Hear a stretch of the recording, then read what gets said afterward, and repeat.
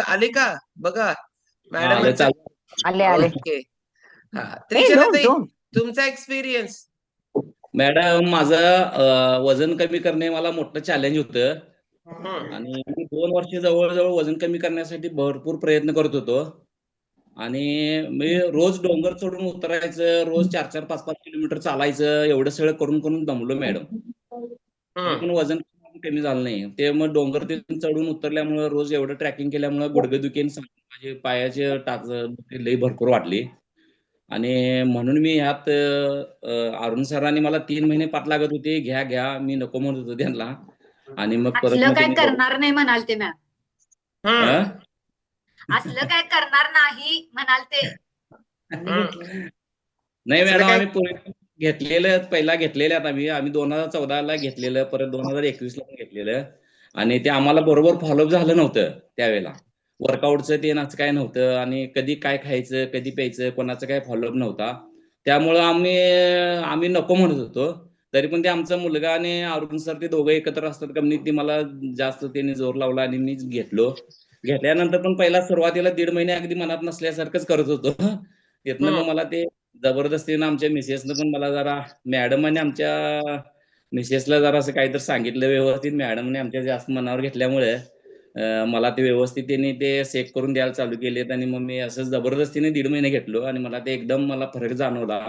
आणि मग मी आता एकदम त्यात मला इंटरेस्ट एकदम आता जबरदस्त. जबरदस्ती का असे ना, पहिल्या 1.5 महिन्यात किती केजी वेट लॉस केला? पहिल्या 1.5 महिन्यात फक्त 1 kg वजन कमी झालं. पण मला ओके. एनर्जी एवढी आली की मला आता परत मग त्यात ते वर्कआउट करायला आणि ते सगळं फॉलोअप करायला मग मला भारी वाटलं, म्हणताना मी चालू केलं. हे बघा, पहिल्या 1.5 महिन्यात 1 केजी वेट लॉस, आणि त्याच्यानंतर 7 महिन्यात आता 25 केजी वेट लॉस. कसं असतंय, प्रत्येक गोष्ट करताना मनापासून करणं आणि मनाच्या विरोधात करणं, या 2 गोष्टींमध्ये खूप फरक असतो. खूप पालक आपल्या मुलांना सांगत असतात, वजन कमी कर, वजन कमी कर. आमच्या समोर घेऊन पण येतात. माझा पहिला क्वेश्चन असतो मुलांना, तुला करायचंय का? तुला करायचं असेल तर वजन कमी होतं, तुला जर करायचं नसेल तर नाही होत. कारण हा फरक आहे ना, तो फक्त आणि फक्त मनाचा आहे. म्हणून मनानं घ्यायला हा पाहिजे. हा मनाला मनावर घेतल्याशिवाय कुठलाच रिझल्ट येत नाही. जसं की संकांनानी घेतलं, घरातल्यांनी सपोर्ट केला, त्रिशला ताईंनी पण 2 वेळचा एक्सपिरियन्स पाठीशी असताना पण, ज्या वेळेला आपण या गोष्टी ना 3-3 महिने जर का पाठ लागले, हे जे सांगतायत ना ते अगदी बरोबर आहे. कारण कधीच कधीच आपल्याला रोज उठवून एवढा डोंगर चढायचा आहे, उतरायचं. त्यांच्या जवळ ना बाहुबलीचा आणि कुंतुगिरीचा मोठा डोंगर आहे. कुंतुगिरी चढत होता काय? हा, येस. कोणतीगिरीच्या शेजाऱ्याला राहायला आहे मॅडम. ओ, ओके. हा, त्यांनी डोंगराच्या पायथ्याशीच आहेत. त्यामुळे मस्तपैकी डोंगर चढणं, उतरणं, आणि गुडघ्याचा एक प्रॉब्लेम वाढवून घेणं. छानपैकी डोंगर चढायचंय, उतरायचंय, आणि नाश्ता मात्र मस्तपैकी घ्यायचा आहे. कारण जेवढ्या कॅलरीज घालवल्या त्याच्यापेक्षा कितीतरी कॅलरीज वाढवून आपण घेतो. बरोबर आहे ना? ज्यादा व्यायाम केल्यानंतर ज्यादा भूक लागणारच आहे. पण भूक लागल्यानंतर काय खायचं हे जर नाही लक्षात आलं, तर परत लक्षात येतं सगळं, पण अवेलेबल होत नाही आपल्याला, आणि म्हणून आपला गोंधळ उडतो. सो आता त्रिशला ताईंचा एक्सपिरियन्स आपण सोमवारी घेणार आहोत. कारण संकांनांचा घेऊन एवढा मोठा एक्सपिरियन्स आहे, बघितला काय? त्रिशला ताईंचा त्याच्याही पेक्षा पॉवरफुल एक्सपिरियन्स आहे. ओके. आणि तो एक्सपिरियन्स यायला लागला यांना फक्त आणि फक्त ऑल मॅरेथॉन मध्ये पार्टिसिपेट करतायत म्हणून. संकांना सर किती मॅरेथॉन केले आता? काय सगळ्या मॅरेथॉनला आहेच? सगळ्या मॅरेथॉनला असते मॅडम. जून महिन्याच्या 15-16 तारखेला मॅरेथॉन चालू झाली, त्यावेळेला सगळ्या मॅरेथॉनला असते. येस. 5 हा, 6 मॅरेथॉन झाले. त्याच्यामुळं हा रिझल्ट आहे. 10-10 दिवसात खूप भारी वेट लॉस करणं, हे त्याच्यावर त्यांनी काम केलंय म्हणून आहे. चलो, ओके. आज आता आपण जाणार आहोत शनिवार म्हटला की मस्तपैकी आपण वाट बघत असतो वैद्यताईंचा टॉपिक. टॉपिक म्हणजे काय? बोधकथा. तर आता आपण जाऊ वैद्यताईंच्याकडं. वैद्यताईंचं एज, वैद्यताईंच्याकडं लाईफ एज्युकेशन साठी लाईफ खूप खर्च केलंय त्याने. कारण आपण म्हणतो ना, भरपूर पावसाळे खाल्लेत. पावसाळे खाल्लेत याचा अर्थ काय? ह्याचा आम्ही जास्त वयाचा, माणसांचा, निसर्गाचा, सगळ्याच गोष्टीचा एक्सपिरियन्स ज्यादा आहे त्यांच्या जवळ. त्यावेळी गेली 40+ वर्ष झाली लोकांचं आरोग्य आणि आयुष्य चांगलं करण्याचं काम करतायत. योग पंडित आहेत, योग प्राध्यापक आहेत, नॅचरोपॅथिस्ट आहेत, योग रत्न आहेत, संस्कृत रत्न आहेत, आयुर्वेद रत्न आहेत. केवढ्या तरी डिग्री आहेत आणि स्वतःवर तर नाहीये, तर आपल्या सगळ्यांसाठी त्याचा वापर होतोय. म्हणजे आम्ही घडलो त्यांच्याच ह्याच्यामध्ये आणि या सगळ्याचा वापर त्या सगळ्यांसाठी करतायत. तर जाऊ आता आपण अशा व्यक्तिमत्वाला ऐकणार आहोत, पण त्याच्यासाठी जोरदार क्लॅपिंग पाहिजेत आपल्या सगळ्यांकडून. Okay, continue. वैद्यताई all mute. Sumit sir mute टाकलंय ऑल? Yes. टाकतो ते. वैशाली ते अनम्यूट करा. केलंय. हरिओम, नमस्कार सगळ्यांना. खूप छान छान अनुभव आता ऐकायला मिळाले शंकरनांचे सुद्धा. म्हणजे इतक्या कमी कालावधीत इतका सुंदर अनुभव.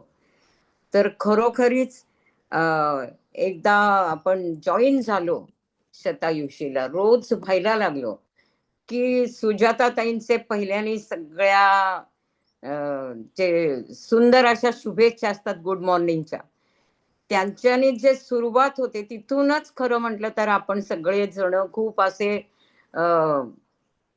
एकदम म्हणजे उत्साह, चैतन्य असं सकाळी सकाळी आपल्या आयुष्यामध्ये चालू होतं. आणि मग अनुभव ऐकायला मिळाले की खरोखरीच खूप सुंदर वाटतं की इतकं सगळं चांगलं होऊ शकतं. आणि हे छानपैकी मदत करत असतात, त्यामुळे होत असतं. तर ही मदत तर आपण करूच या. आणि आपण सोमवारी ऐकतो आहोत, मंगळवारी, बुधवारी असे सुंदर टॉपिक्स आपल्याला ऐकायला मिळत आहेत.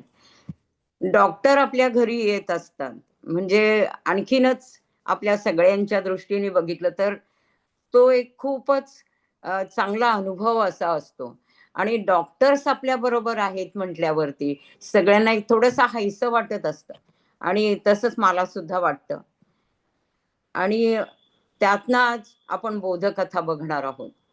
बोधकथेतनं काय बोध घ्यायचा हे तर नंतर आपल्या सुजाताताई सांगतातच. त्यामुळे मी आता सुरुवात करते की एक जण ते असं म्हणाले की आता मी जेवायला बसणार तोच माझा मोबाईल वाजला. असंसदीय भाषेचे विविध बोल सहजपणे माझ्या मुखकमलातनं राग बिघाडीमध्ये निघून गेले. प्रसादचा फोन होता, माझा तो इंडियन एअरलाइन्स मधला मित्र. आणि बोल, सुखाने जेवायला पण देऊ नको, बोल. अरे जेवतोस काय? मला एक गुड न्यूज द्यायचे बघ. तू, मी, समीर, गौरव आणि शशी माथेरानला जातोय 4 दिवसांसाठी. येत्या 30 तारखेला. 30 तारखेला डोंबिवलीच्या शशीच्या घरी सकाळी जमायचंय. त्या दिवशी संध्यानंद आपण साजरा करणार. आणि मग दुसऱ्या दिवशी माथेरान कावेज. गौरवच्या मित्राचं कॉटेज आहे तिथे. केअरटेकर मावशी स्वयंपाक वगैरे करत असतात. गौरी यांनी आपलं सगळ्यांचं बुकिंग केलेलं आहे. आणि मी बरोबरच बुड्ढा साधू आणि सही रे सही आणणार आहे. तर तू येत्या 30 तारखेला सकाळी शशीकडे न विसरता येणे. अजून 15 दिवस आहे. मोबाईल मध्ये अलार्म लावून ठेव. अरे त्या शेफाली आणि नीलम पण येणार होत्या, पण आम्ही काहीतरी थाप मारली आणि वेळ निभावून नेली. प्रसाद, त्यांना या पिकनिक बद्दल सांगण्याचा आगाऊपणा कोणी केला?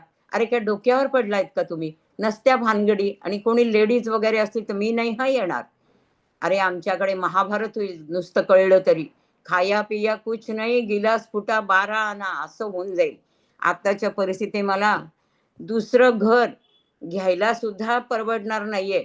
मी जाम वैतागलो. अरे बाबा थांब ना आता, उगाच राईचा पर्वत करू नको. सगळं ठीक आहे, त्या येणार नाहीयेत. गौऱ्या चुकून बोलून गेला की आपण चाललोय म्हणून. जाऊ दे, तू फक्त 30 तारखेला यायचं लक्षात ठेव म्हणजे झालं. प्रसाद अपराधी सुरामध्ये म्हणत होता.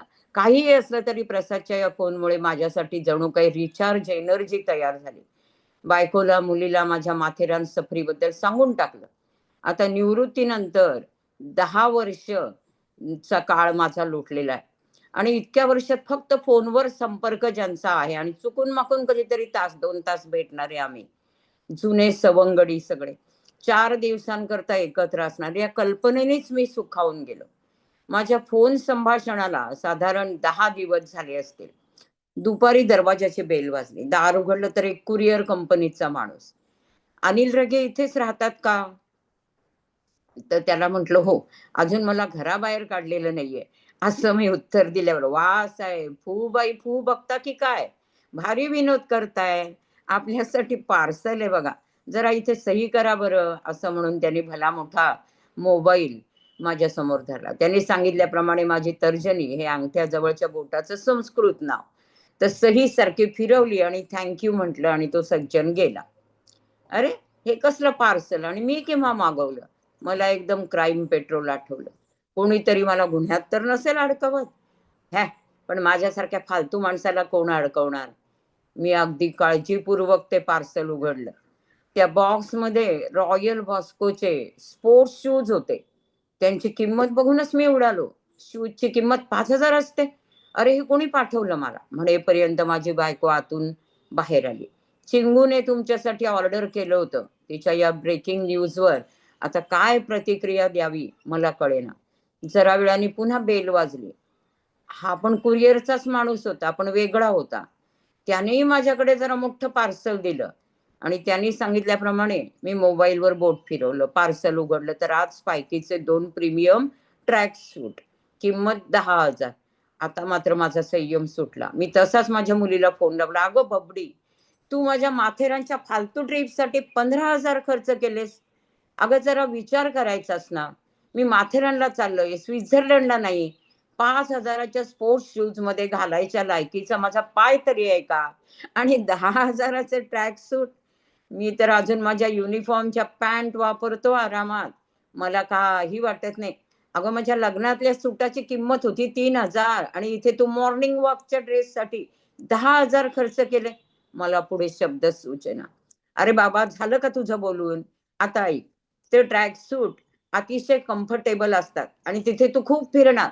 हे शूज तू पायात असले ना की अजिबात पायांवर आपल्या ताण येत नाही. आणि खर्चाबद्दल बोलायचं तर माझ्या पहिल्या वाढदिवसाला तू महागातले एवढे ढिगभर कपडे घेऊन आला होतास, आठवतं तुला? त्यातले काही तर वापरले सुद्धा गेले नव्हते. कारण एवढे सगळे कपडे एकदम वापरता येण्यासारखी माझं नव्हतंच, म्हणजे शक्यच नव्हतं. पण तरी तू त्यासाठी केलासच ना खर्च. डे केअर मधून मला घरी येताना काही वेळा मी बसमध्ये झोपून जायची. तेव्हा तू मला उचलून आणि घरी घेऊन यायचंस. तू मला कधीच जागं केलं नाही का? ती काही बोलणार एवढ्यात मी तिला थांबवलं. बस बस बस, आणखी काही बोलू नकोस. तुझ्याशी कोणाचीच तुलना होत नाही. तू स्पेशल आहेस माझ्यासाठी. मी कसं बसं म्हणालो.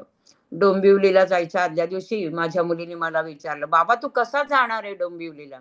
मी म्हणलं, इथून घाटकोपर पर्यंत मेट्रोनी जाईन, नंतर झुकझुक गाडी, तिथून चाल चाल वाटे, पायी मोडले काटे करत आणि सुहाना सफर और ये मौसम हसी म्हणत डोंबिवली पूर्वेकडून सरळ जाणार. मग पहाडीतल्या नदीवरनं पाणी घेऊन येणारी मधुमती म्हणणार, बाबूजी आगे मत जाइए, वहां ठाकुरली का घना जंगल है.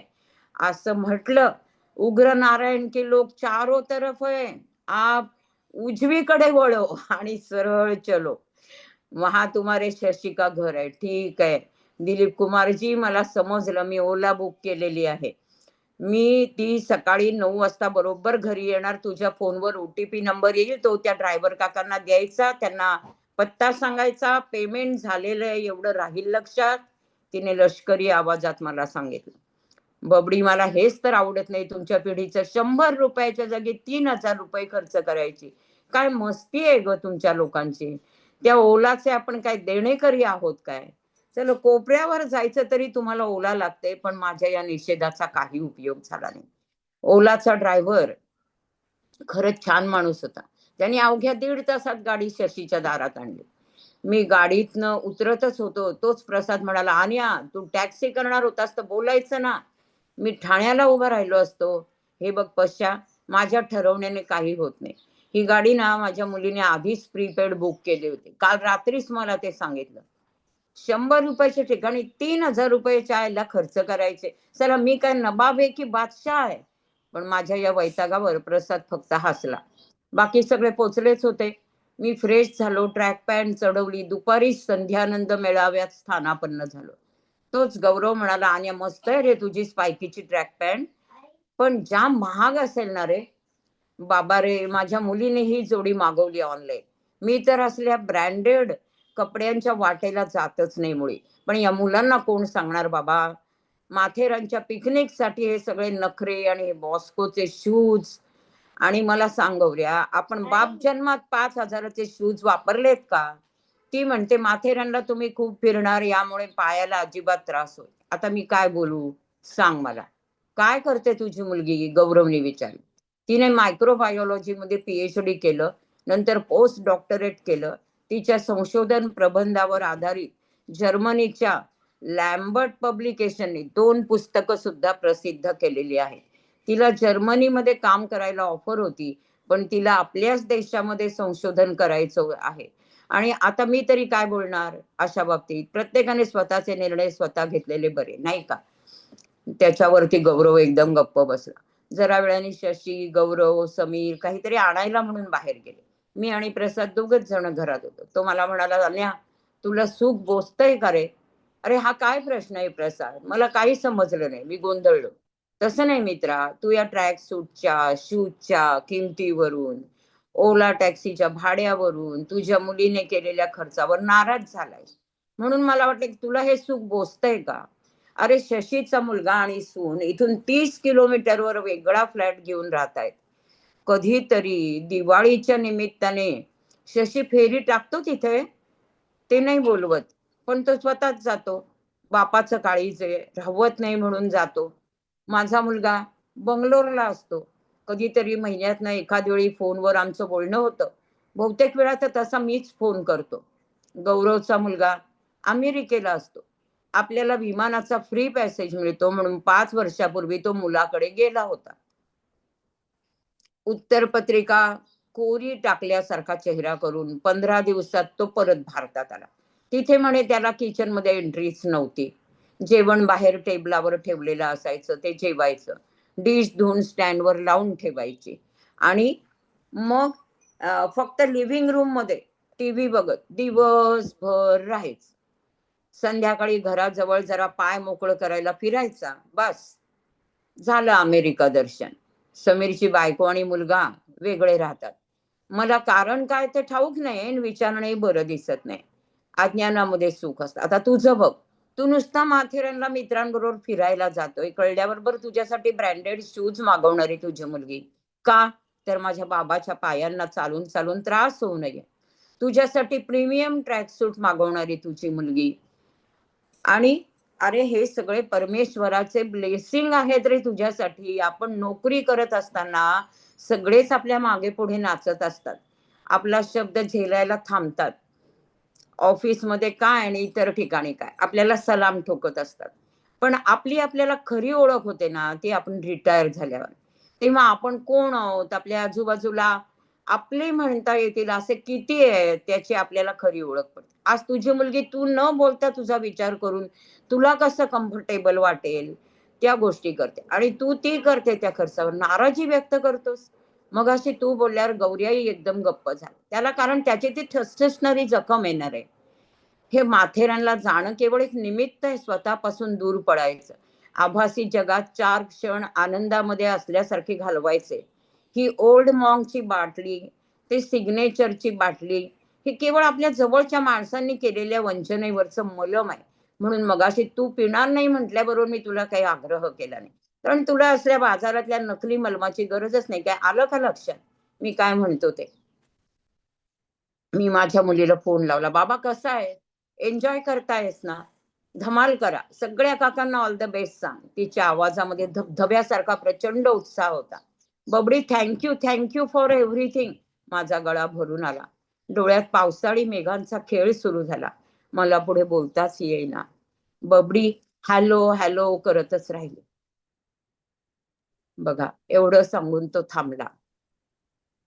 खरंच आहे ना, जीवन जगायचंय, भरभरून जगायचंय, ह्या गोष्टी होत नाहीत. आपल्याकडे आहे ते न बघता त्याच्याबद्दल आपण काय आहे त्याचा आनंद न घेता उलट आपण तक्रारी करत राहिलो तर काय होणार आहे.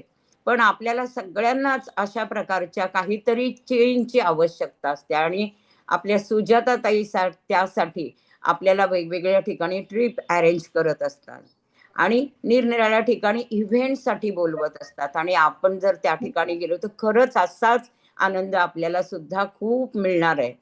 हरिओम.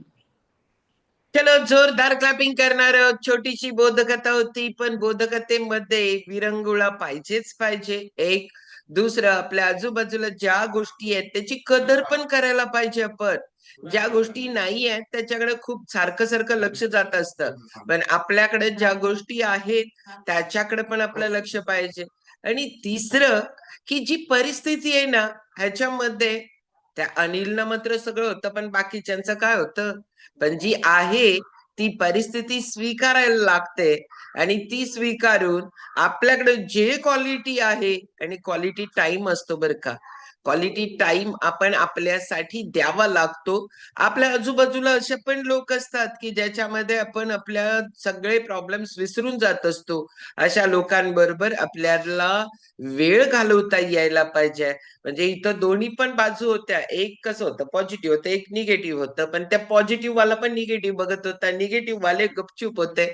म्हणजे काय आहे की सगळीकडे सगळं आहेच. आपल्याला पण आपल्या लाईफ मध्ये ह्या सगळ्या गोष्टी येणारच आहेत. कोण काय करायला चालू केलं, स्क्रीन कोण शेअर करायला लागलं, स्क्रीनला कोण टच करायला लागलं. ओके, याला बिलकुल टच करू नका, मुलांना देऊ नका आपल्या आजूबाजूला हे करू. ओके, चलो जोरदार क्लॅप करणार आहोत परत एकदा वैशाली ताईंसाठी. ह्या गोष्टी प्रत्येक व्यक्तीच्या लाईफ मध्ये याव्यात ह्याच्यासाठी आपली जी लिंक आहे ना ती खूप लोकांपर्यंत द्या. थोडा वेळ हे ऐकू देत. ऐकल्यामुळे बदल होतो, बदल इतका ड्रास्टिक होतो आणि तो मनावर होतो. आणि त्याच्यामुळे खूप लोकांचं जे परिस्थिती नाही बदलत पण परिस्थितीकडे बघण्याचा दृष्टिकोन बदलतो. आणि त्याच्यासाठी ही लिंक खूप लोकांपर्यंत पोहोचवणं आपलं काम आहे सगळ्यांचं. आता आपण जाणार आहोत. खूप लोक छानपैकी स्वतःवर काम करायला लागलेत. आज डिटॉक्स डे आहे प्रत्येकाचा. जर आपले स्वतःवर खूप छान काम करतायत, वेट लॉस मॅरेथॉन वाले जोरदार क्लॅप